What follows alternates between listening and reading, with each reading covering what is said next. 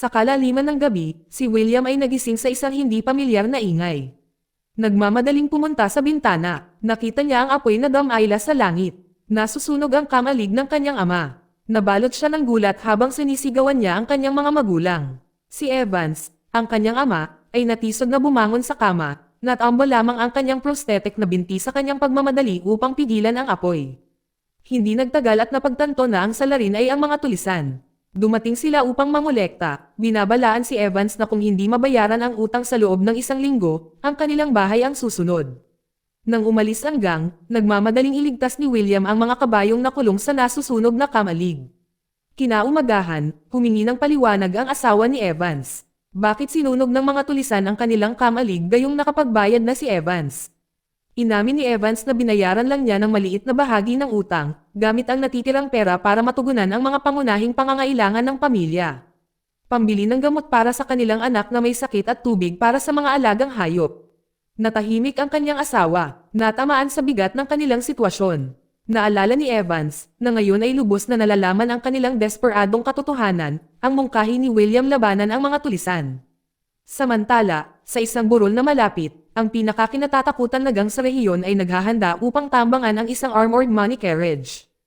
Habang papalapit ang karwahe, si Ben Wade, ang walang awa na pinuno ng gang, ay nagbigay ng hudyat na umatake. Ang kanyang mga tauhan, na armado ng mga sniper, ay kumalat habang si Wade ay nanunood mula sa malayo. Ang karwahe, gayunpaman, ay hindi walang pagtatanggol. Pinoprotektahan ito ng mga armadong gwardya at machine gun. Samantala, si Evans at ang kanyang 2 anak ay patungo sa lungsod upang makipag-ayos sa tulisan na nagpahiram sa kanila ng pera. Nagplano si Evans na ialok ang gintong kwintas ng kanyang asawa bilang collateral sa pag-asang magkaroon ng mas maraming oras para mabayaran ang utang. Ngunit habang naglalakbay sila, umalangaw ang mga putok ng baril sa di kalayuan. Mula sa tuktok ng burol, nakita nila ang gang ni Wade na naglulunsad ng kanilang pag-atake sa sasakyan. Mabilis na sinabihan ni Evans ang kanyang mga anak na umalis sa lugar upang maiwasang masangkot sa kaguluhan, ngunit nakita na sila ni Wade. Habang papalapit si Wade at ang kanyang mga tauhan, natakot ang mga anak na lalaki ni Evans, ngunit nanatiling kalmado si Evans. Mahinahon niyang ipinaliwanag na dumadaan lang sila at nangakong hindi magsusumbong. Pinayagan sila ni Wade na umalis, ngunit kung ibibigay lamang ni Evans ang lahat ng kanyang mga kabayo. Nag-aatubili, sumang-ayon si Evans, umaasang maiwasan ang karagdagang gulo. Lumalalim ang tensyon sa hangin habang napagtanto ni Evans ang halaga na dapat niyang bayaran para protektahan ang kanyang pamilya. Ngunit hindi niya alam, nagsisimula pa lang ang mapanganib na larong ito. Hindi nagtagal, nagpatuloy ang gang ni Wade patungo sa isang kalapit na bayan. Isa sa mga tauhan ni Wade, na nagpapanggap bilang isang merchant, ay nagulat ng pagnanakaw kay Sheriff Grayson na sinasabing nasaksihan niya ang pagnanakaw. Dahil dito, sumugod si Grayson kasama ang 3 deputies sa pinangyarihan. Sa kabilang banda, si Evans at ang kanyang mga anak na lalaki ay nagsala sa mga labi ng ninakaw na karwahe, ang kanilang mga mata ay bumagsak sa walang buhay na mga katawan ng mga biktima ng mga gang ni Wade. Sa gitna ng patayan, huminga pa rin ang isang lalaki, si Byron, isang bounty hunter na inupahan para bantayan ang pera.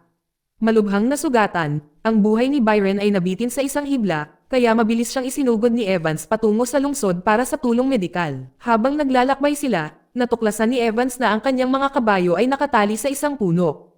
Nalilito, nagtaka siya kung bakit iniwanan sila ng kabayo ni Wade. Di nagtagal, dumating si Sheriff Grayson at ang kanyang mga kinatawan sa pinangyarihan.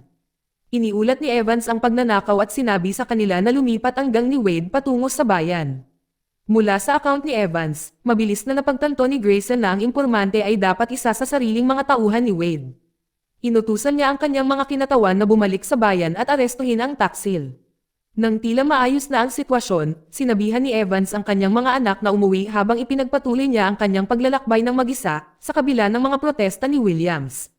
Nang makarating si Evans sa lungsod, sinubukan niyang makipag-ayos sa mga tulisan, ngunit tinalikuran lang siya. Kahit na inalok ni Evans ang gintong kwintas ng kanyang asawa bilang collateral, itinuring ito ng tulisan bilang isang walang kwentang bagay, at naglakad palayo sa isang bar. Malalim ang insulto, mabigat sa puso ang pagkabigo, hinayla ni Evans ang rifle mula sa kanyang kabayo. Sa loob ng bar, hindi nakita ni Evans ang nagpapautang. Sa halip ay nakita niya si Wade. Si Wade, na may huwad na kagandahang loob, ay humingi ng paumanhin sa pagkatakot sa mga anak ni Evans at inalok siya ng pera bilang kabayaran.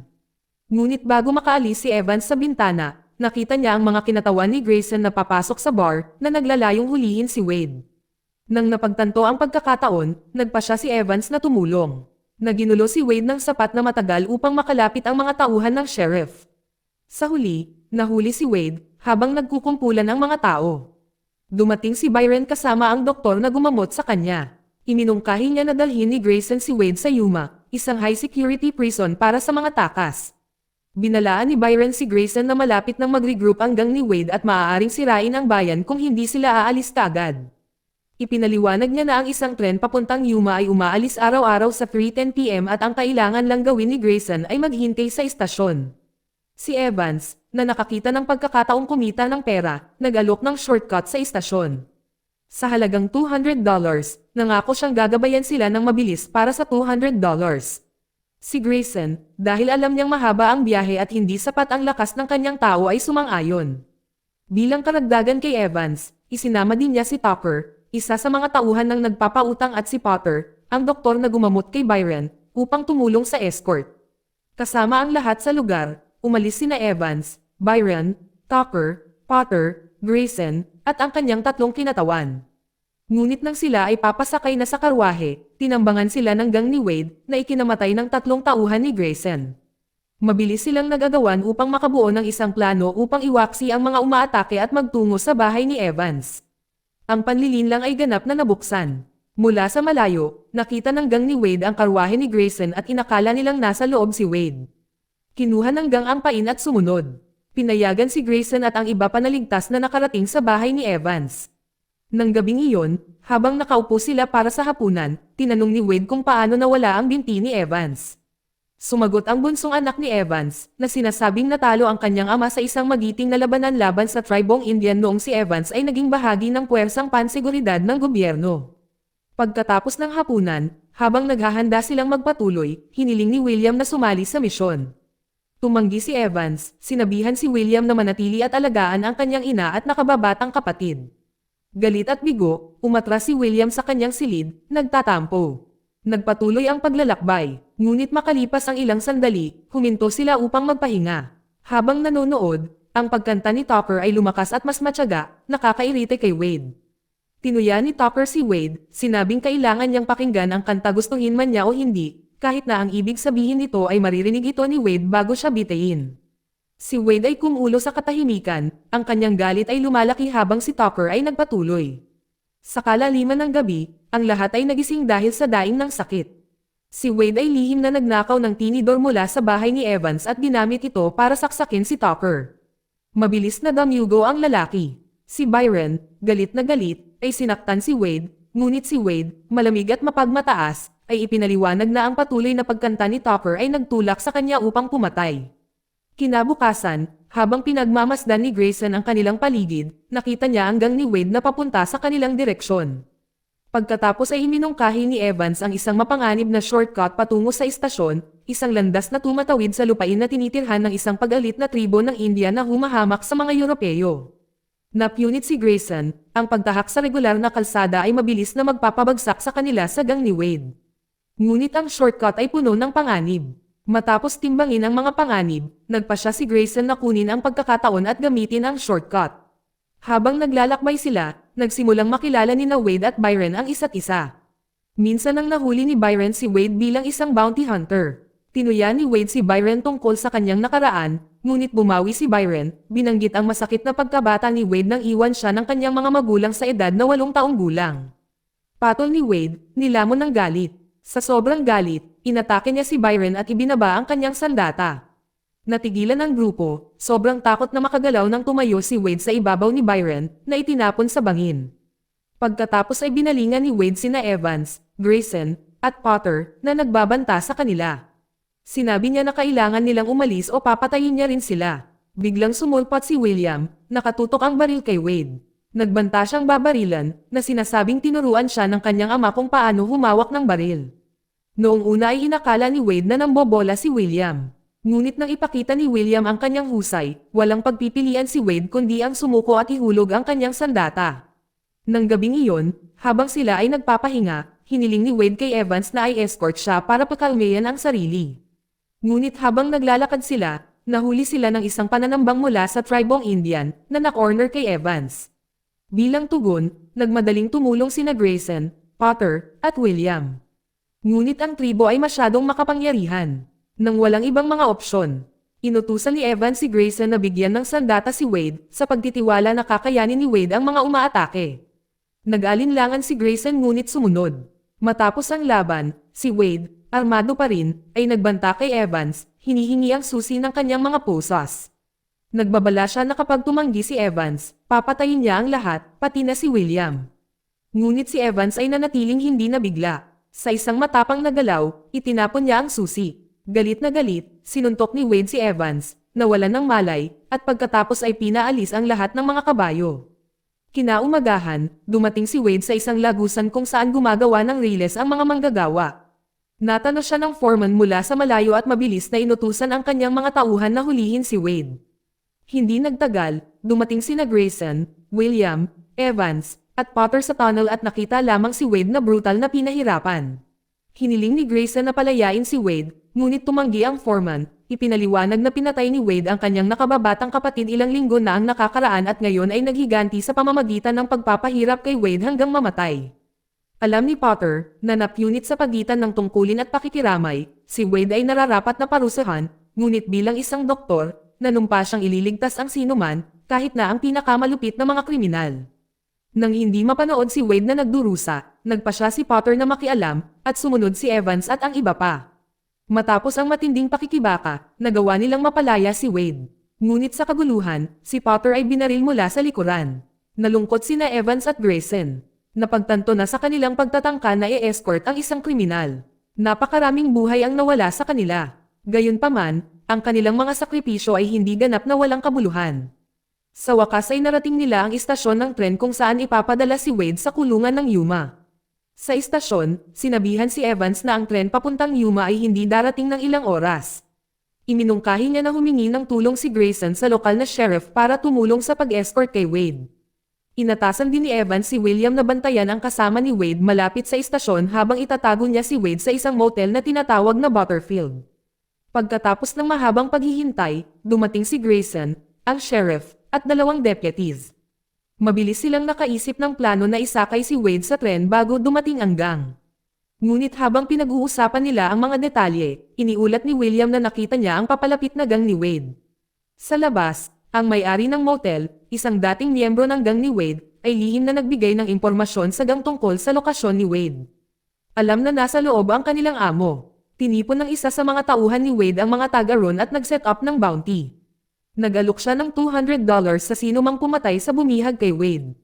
Masyadong nakakatukso ang gantimpala, kinuha ng lahat ang kanilang mga baril. Sa loob ng motel, nataranta ang sheriff nang marinig ang anunsyo ng bounty. Sa kabila ng mga pagtitiyak ni Grayson ng malaking gantimpala, tumanggi ang sheriff na makilahok. Para sa kanya, ang kanyang buhay ay higit pa sa pera. Ngunit nang lumabas siya at ang kanyang mga kinatawan upang ipaliwanag na hindi sila kasali, walang awa ang gang ni Wade at pinatay sila ng walang pag-aalinlangan. Natigilan si Grayson, pinapanood ang sheriff na namatay sa harap ng kanyang mga mata. Ang brutalidad ng gang ni Wade ay tumama sa kanya. Naunawaan na niya ngayon kung gaano sila kawalang awa. Napailing, bumalik si Grayson sa silid at sinabi kay Evans na handa siyang sumuko. Pakiramdam niya ay imposibleng may sakay si Wade sa tren ng ligtas, ngunit hindi ito narinig ni Evans. Pinaalalahanan niya si Grayson na may utang pa siyang $200 para sa kanilang kasunduan, at hindi iyon isang bagay na plano niyang lumayo. Hindi pa handa si Evans na umalis. Desidido siyang makita si Wade sa tren na iyon papuntang Yuma, anuman ang mangyari. Kapag tapos na ang trabaho, tatanggapin niya ang pera. Sinabi niya kay Grayson na kung wala siyang lakas ng loob na tapusin ang gawain, gagawin ito ni Evans ng mag-isa. Di nagtagal, binigyan ni Evans si Grayson ng tungkulin na dalhin si William sa katabing silid para sa kaligtasan habang ipinuslit niya si Wade palabas sa likod ng pinto. Isang putukan ang sumiklab sa pagitan ni Evans at ng gang ni Wade. Sa gitna ng kaguluhan, inutusan ni Evans si Wade na pumasok sa kamalig. Ngunit nang ibinaba ni Evans ang kanyang bantay, hinampos siya ni Wade na nagpabagsak sa kanya ng malamig. Pagkatapos ay inutusan ni Wade ang kanyang mga tauhan na ihinto ang pagpapaputok. Habang sinusubukan niyang umalis, biglang nagkamalay si Evans at inatake siya mula sa likuran. Ngunit si Wade ay isang bihasang manlalaban at mabilis na natagpuan ni Evans ang kanyang sarili na na-corner. Sa kabila ng napakaraming pagkakataon, tumanggi si Evans na umatras, na iniwan si Wade na naguguluhan sa kanyang hindi masisira na determinasyon. Sa sandaling iyon, isiniwalat ni Evans ang tunay na dahilan ng pagdadala kay Wade hanggang sa istasyon. Gusto niyang makita siya ng kanyang mga anak bilang isang bayani. Sa loob ng maraming taon, si Evans ay minamaliit ng iba, maging ng sarili niyang pamilya, dahil sa nawawala niyang binti. Nakaramdam siya ng kawalan ng lakas ng sunugin ng mga nagpapautang ang kanyang kamalig. Ngunit palagi niyang pinangarap na isang araw ay ikwento sa kanyang mga anak kung paano niya nahuli ang pinakakilalang kriminal ng mag-isa. Si Wade, nang marinig ang mga salita ni Evans, ay naalala ang sarili niyang masakit na nakaraan. Nakita niya si Evans bilang isang ama, isang taong, sa kabila ng kanyang kapansanan, ay nakipaglaban para sa kanyang mga anak. Malaki ang kaibahan nito sa sariling mga magulang ni Wade na iniwan siya sa mga lansangan. Dahil sa determinasyon ni Evans, nagkaroon ng pagbabago sa puso si Wade at nagpasyang tumulong. Matapos ang mahabang pakikibaka, sa wakas ay narating na ng dalawa ang station guardhouse. Habang naghihintay sila ng tren 10 minuto lang ang layo, nagpapahinga sila at nagsimulang magbonding. Nagbiro sila at nagtawanan tungkol sa ligaw na pakikipagsapalaran na kanilang pinagdaanan.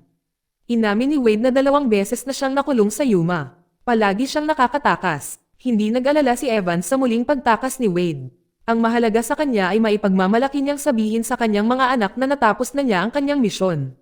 Maya-maya, dumating na rin ang tren papuntang Yuma mula sa malayo, nakahanda nang magpaputok ang mga tauhan ni Wade nang lumabas si Evans mula sa guardhouse. Ngunit lihim na dumating si Williams para tumulong, nagpakawala ng mga toro para harangin ang mga tauhan ni Wade. Dahil sa distraction, nagawa ni Evans na may sakay si Wade sa tren. Bago sumakay, nagpaalam si Wade, nangako na magkikita silang muli kapag nakalaya na siya. Ngunit sa sandaling iyon, nagpakita ang mga tauhan ni Wade, pinaputukan si Evans.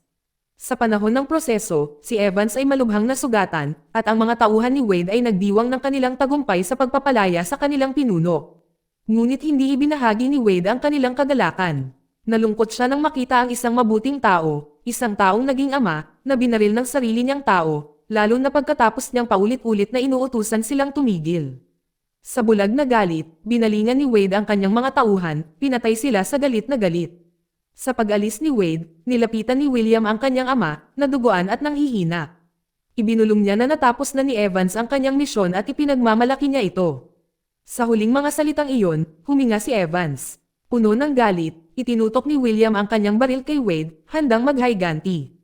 Hindi nanlaban si Wade, ngunit pagkatapos ng isang sandali ng malalim na salungatan sa loob, ibinaba ni William ang kanyang baril. Hinayaan niyang sumakay si Wade, ang pinakakinatatakutang kriminal, sa tren patungong Yuma, tinupad ang pangako ng kanyang ama. Dito nagtatapos ang kwento. Salamat sa panonood, kaibigan.